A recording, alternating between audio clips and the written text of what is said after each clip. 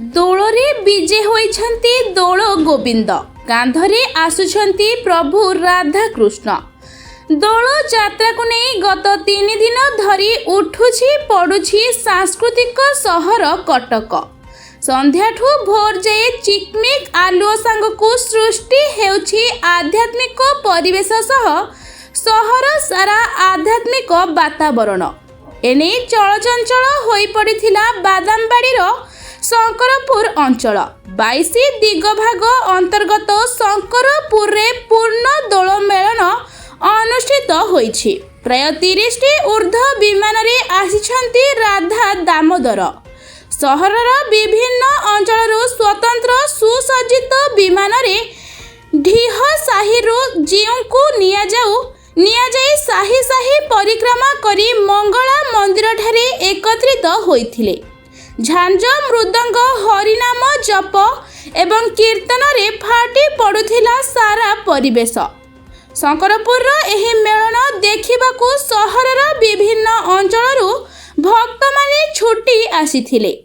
ମେଳନକୁ ଦୃଷ୍ଟିରେ ରଖି ଶଙ୍କରପୁର ସାଂସ୍କୃତିକ ପରିଷଦ ଏବଂ ପୋଲିସ ପ୍ରଶାସନ ପକ୍ଷରୁ ବ୍ୟାପକ ବନ୍ଦୋବସ୍ତ କରାଯାଇଥିଲା। ମୁଁ ଶ୍ରୀ ସୁବନ୍ଧନ ବାରିକ, ଶଙ୍କରପୁର ଗ୍ରାମ ଅଧିକାରୀ। ଶଙ୍କରପୁର ଗ୍ରାମରେ ଆଜି ଦ୍ୱାଦଶ ମେଳନ ହେଉଛି ପ୍ରଭୁଙ୍କର। ପ୍ରଭୁ ବିଜୟ କରିଛନ୍ତି, ଆପଣମାନେ କେତେ ସହଯୋଗ କରୁଛନ୍ତି? ଆମେ ସହଯୋଗ ଗ୍ରାମବାସୀ ସମ୍ପୂର୍ଣ୍ଣ ସହଯୋଗ କରିଛନ୍ତି। ବହୁତ ବଡ଼ ସାହି ଯୁବକ ସଂଘ ଆମର ଅଛନ୍ତି, ପ୍ରତ୍ୟେକ ସାହିର ଯୁବକ ସଂଘ ଅଛନ୍ତି, ଶଙ୍କରପୁର ଯୁବକ ସଂଘ ଅଛନ୍ତି, ମାନେ ସମସ୍ତ ଗ୍ରାମବାସୀର ସହଯୋଗରେ ଆଜି ପର୍ଯ୍ୟନ୍ତ ଅବିପର୍ଯ୍ୟନ୍ତ ଶୃଙ୍ଖଳାର ସହ ଚାଲିଛି ଦୋଳ ପର୍ବ। ଆସନ୍ତାକାଲି ଆଉ କେଉଁ ସ୍ଥାନରେ ସବୁ ମେଳନ? ଆସନ୍ତାକାଲି ଆମର ଅଛି ଚାଉଳିଆଗଞ୍ଜ, ତା ପରଦିନ ଅଛି ଆମର 22 ଦିଗଭାଗ, ଯୋଉଠିକି ଆମର ସର୍ବାଧିକାରୀଙ୍କ ସ୍ଥାନ, ସେଟା ହଉଛି ଦରଗାପାଟଣା। ତାପରେ ଆମର ପଡ଼ିଯିବ ଆମ ନିଜର ଠାକୁର ପହଣ୍ଡି ହୁଅନ୍ତି ଦୋଳ ପୂର୍ଣ୍ଣମୀ। କିନ୍ତୁ ସେଇ ଯୋଉ ଦରଗାପାଟଣା ମେଲନର ପୂର୍ବ ଯେହେତୁ ପୂର୍ଣ୍ଣମୀ ଦିନ ହୁଏ ବାସ୍ତବ ମେଲନଟା, ସେଟା ଦିନକ ପୂର୍ବରୁ ହେଉଛି ଯେହେତୁ ଗ୍ରହଣ ଲାଗୁଛି। ଆମର 2 ତାରିଖ ସୋମବାର ଦିନ ଆମର ଦୋଳମୁଣ୍ଡେଇ ଛକରୁ ଗ୍ରହଣ ବାହାରି ବଢ଼େଇ ସାହିରେ ପହଞ୍ଚିବେ ରାଣିହାଟ ଦେଇକି। କଟକ ଭାଇଚାରା ସହର କେତେ ଖୁସି ଅଛନ୍ତି ଆଜିକା ଦିନରେ? କଟକ ଭାଇଚାରା ସହର କେବଳ ଏଇ ଦୋଳ ପର୍ବ ପାଇଁକା ହିଁ ଭାଇଚାରା। ଦୋଳ ହିଁ ମିଳନ କରାଉଛି। ଦୋଳ ପର୍ବ ପାଇଁକା ସଂକୀର୍ତ୍ତନ ଭାଇମାନେ ଆମେ ଯୋଉ 22 ଦିଗ ଭାଗ ଏକାଠି ହଉଛୁ, ସେହିପରି ଭାବେ 4 ଦିଗ ଭାଗ ବି ଏକାଠି ହଉଛନ୍ତି। ଏଇଟା ହଉଛି ମିଳନର ପର୍ବ, ଏଇଟା ହିଁ ଭାଇଚାରା, ଏଇଠି ହିଁ ସୃଷ୍ଟି ଭାଇଚାରା। निमाई चरण विश्वास, शंकरपुर ग्राम ଦାୟିତ୍ୱ ତ ବହୁତ ଅଛି। ଆଜି ମେଳନ କେମିତି ଖୁସି ଅଛନ୍ତି ଆଉ କ'ଣ କାର୍ଯ୍ୟକ୍ରମ ସବୁ ରହିଛି? आमे विशेष करी शंकरपुर ग्राम परिषद तरफ शांति श्रृंखला को प्रथम गुरुत्व देइछु। सेटा परे कटक सहर रे गोटा नियारा दोल पर्व भाव आम प्रतिपादित करने चेष्टा करुଛୁ। शांति श्रृंखला, सद्भाव, भाईचारा, एटी धनी निर्धनी किसी काम ना। समस्ते प्रभु श्रीजी शोभा यात्रा समस्त निजी हजे दी जाए। ଆପଣ ମାନଙ୍କର ବୈଠକ ବସିଥିଲା ପୋଲିସ ପ୍ରଶାସନ ସହିତ, ଆପଣମାନେ କିଭଳି ପାଳନ କରୁଛନ୍ତି? हाँ, शंकरपुर आम दौड़ यात्रा पुलिस प्रशासन किसी कार्यक्रम ना, किंतु जेहेतु शांति श्रृंखला दायित्व से अच्छा सी कर्तव्य, किंतु सी आसती दौड़ भी सामिल होती कि कौन असुविधा न सी भी आम प्रभु कार्यक्रम लीन हो जाए। मो ना हूँ अभिमन्यु खुंटिया, शंकरपुर महंत। आज 22 दिगभाग मिलन होଉଛି ଶଙ୍କରପୁରରେ, କେମିତି କ'ଣ କାର୍ଯ୍ୟକ୍ରମ ସବୁ ରହିଛି? आज आम 22 दिगभाग आज द्वादशी मेला संकीर्तन मंडल आम शंकरपुर हो, तेणु बहुत आडम्बर होती, बहुत लोक समागम होते, तेणुक आज बहुत खुशी कथा शंकरपुर माहल गोटे आई। केतोटी विमान सामिल होइछ? 32टी विमान अच्छे।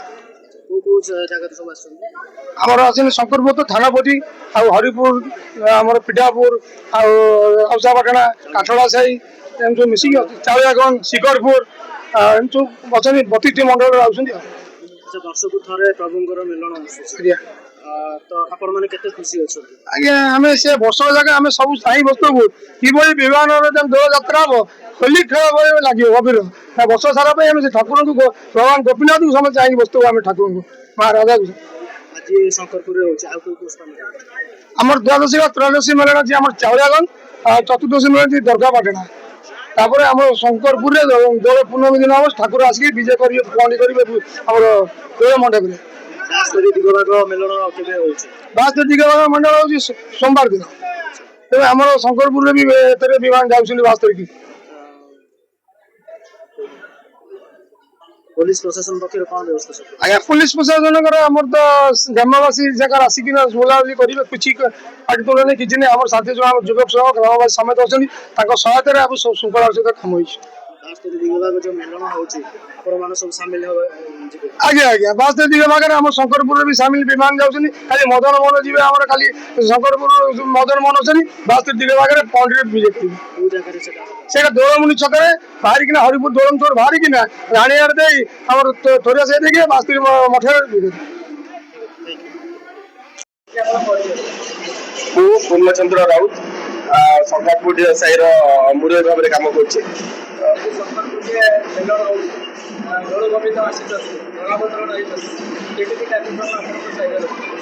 ଇଏ ତ ଆମର ବହୁତ ସର୍ବପୁରାତନ ପରମ୍ପରା ଅନୁସାରେ ଆମର ଯାହା ଆମର ନୀତି ନିୟମ ଅନୁସାରେ କାମ ହଉଛି। ମେଲର ଶଙ୍କରପୁର ସାହିରୁ ଆରମ୍ଭ କରିକିନା ଉପସାହି ବଡମଙ୍ଗଳା ପାଖରେ ସରେ। ମେଲନ ଆମର ଯୋଉ ରକମରେ ଜାକଜମକରେ ହୁଏ କଟକ ଟାଉନରେ ଗୋଟେ ନିଆରା ପରମ୍ପରାର ପରିଚୟ ଦିଏ। ସମସ୍ତେ କୁହନ୍ତି ଶଙ୍କରପୁର ମେଲନ ଗୋଟେ ନିଆରା ମେଲନ। ଆପଣ ମାନେ ଦେଖିଲେ ଜାଣିବେ ସାଜସଜାଠୁ ଆରମ୍ଭ କରିକିନା ଆଉ ଠାକୁର ଯୋଉ ହିସାବରେ ଯାଉଛନ୍ତି ସେଟା ସମସ୍ତଙ୍କୁ ମନ୍ତ୍ରମୁଗ୍ଧ କରିକି ରଖିଛି। ବହୁତ ଆଡୁ 22 ଦିଗ ଭାଗ ଆମର ସଂକୀର୍ତ୍ତନ ମଣ୍ଡଳୀ ଏଇଟା 22 ଦିଗରୁ ସାତ ଚାଉଳିଆଗଞ୍ଜ କୋପରଡା କନେଇପୁର ଖାନଗର ଆମର ନୂଆପଡା ସବୁ ଆସିଛନ୍ତି। ପ୍ରଶାସନ ମାନେ ପୋଲିସ ଆମକୁ ବହୁତ ପୂର୍ଣ୍ଣ ରୂପରେ ସହଯୋଗ କରୁଛି। ବିନା ତାଙ୍କ ସହଯୋଗରେ କିଛି ବି ହେଇପାରିବନି। ତାଙ୍କର ସହଯୋଗ ପାଇଁ ବି ତାଙ୍କୁ ଧନ୍ୟବାଦ ଦେବା ସେମାନେ ଧନ୍ୟବାଦ ପାଇବାର ପାତ୍ର।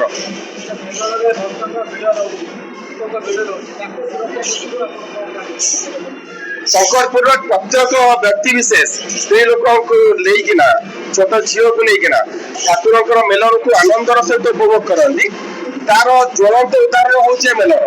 ଆଜି ପର୍ଯ୍ୟନ୍ତ ଶଙ୍କରପୁରରେ ଏ ମେଲନରେ କେବେ ଗଣ୍ଡଗୋଳ ହବାର ନଜିର ନାହିଁ। ଶାନ୍ତି ଶୃଙ୍ଖଳା ସହିତ ମେଲନ ପାଳନ କରାଯାଏ। ମୁଁ ନିରଞ୍ଜନ ପ୍ରସାଦ ଜେନା ବଳଭଦ୍ରପୁର ଗ୍ରାମ ଅଧିକାରୀ।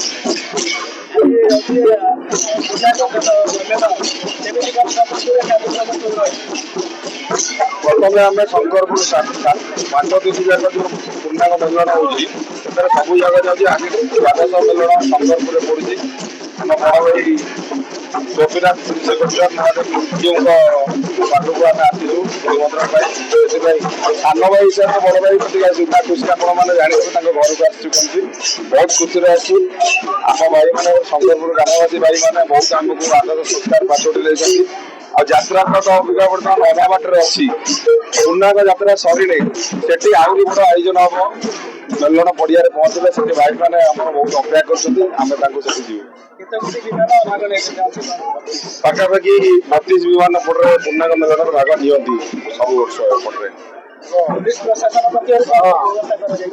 ଆମେ ଦେଖୁଛୁ ପୋଲିସ ପ୍ରଶାସନ ସୁରକ୍ଷା ବ୍ୟବସ୍ଥା ବହୁତ ଭଲ ରଖୁଛନ୍ତି।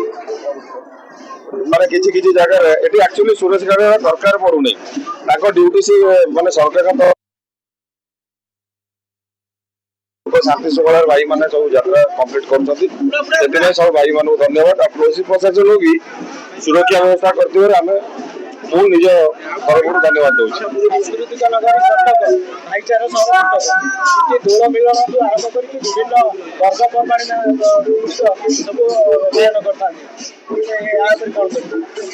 ଆପଣ ତ ସବୁ କଥା କହିଦେଲେ ଯେ ସାଂସ୍କୃତିକ ସହର କଟକ ଓଡିଶାରେ ଆଉ ଦୋଳ ମେଲନ ସବୁ ମାନେ ବହୁତ ପର୍ବପର୍ବାଣି ପାଳନ ହୁଏ। ଆପଣ ତ ଦେଖୁଛନ୍ତି ଆମେ ବି ଦେଖୁଛୁ ଛୁଆ ବେଳୁ ଅଛୁ। ବର୍ତ୍ତମାନ ଆମ ଉପରେ ଦାୟିତ୍ୱ ଆସିଲାଣି ଆମେ ସେ ସଂସ୍କୃତିକି ଆଗକୁ ନଉଛୁ। ପୁଣି ଆଗକୁ ଆମ ପଛ ପିଢି ଆଗକୁ ନେବେ ତେଣୁ ଆମେ ନିରନ୍ତର ପ୍ରକ୍ରିୟା ଏଇଟା। କଟକରୁ ମାନସ କୁମାର ସାହୁଙ୍କ ରିପୋର୍ଟ, ସଂଘର୍ଷ ଟିଭି।